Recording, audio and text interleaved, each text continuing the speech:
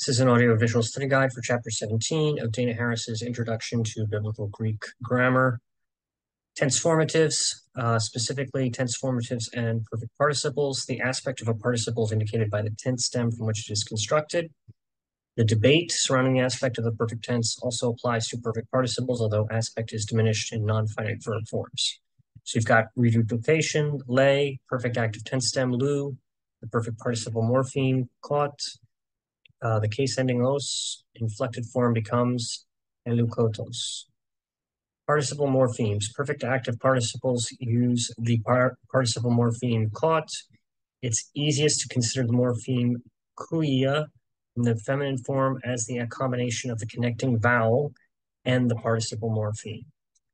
In the nominative singular and dative plural masculine and neuter, the sigma of the case ending causes the tau of the participle morpheme to drop out. There's also compensatory lengthening of the omicron to an omega. In the nominative and accusative singular neuter, case ending is sigma, which causes the tau to drop out, but there is no lengthening. So let's take a look at what we're talking about here. Nominative singular, you've got lelukos. So the tau has dropped out, the omicron becomes an omega. You see the same thing in the dative plural, lelukosin. You've only this time there is no lengthening. So, and the feminine form is lelukoia and neuter lelukos. So you can rewind the video, listen to those points about the participle morpheme again, and then check the chart again. For the perfect middle and passive participle form, the participle morpheme is added directly to the perfect middle tense stem. So that ends up with lelumenos, lelumene, lelumenon, and following. Periphrasis, a function of adverbial participle that involves a circumlocution or going around one form with another, often longer construction. A periphrastic participle is an adverbial, an arthrous participle that is constructed with a form of ami or sometimes huparco that results in a construction that functions parallel to a finite verb. This is a common construction in the Greek New Testament.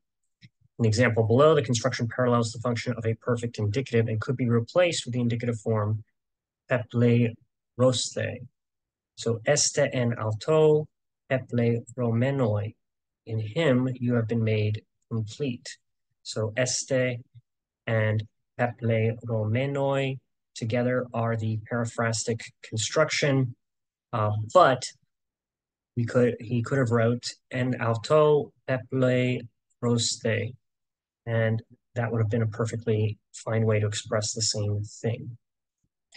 Periphrasis occurs frequently with present and perfect participles and only very rarely with aorist participles, but can occur with any form of ami.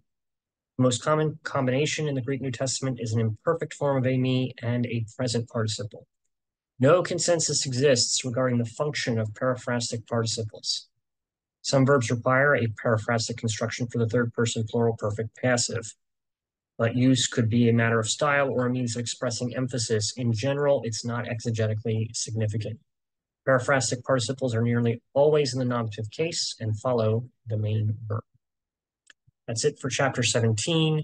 You need to master those concepts and become familiar with perfect active, middle, and passive participles, their use, be able to translate Greek sentences using them.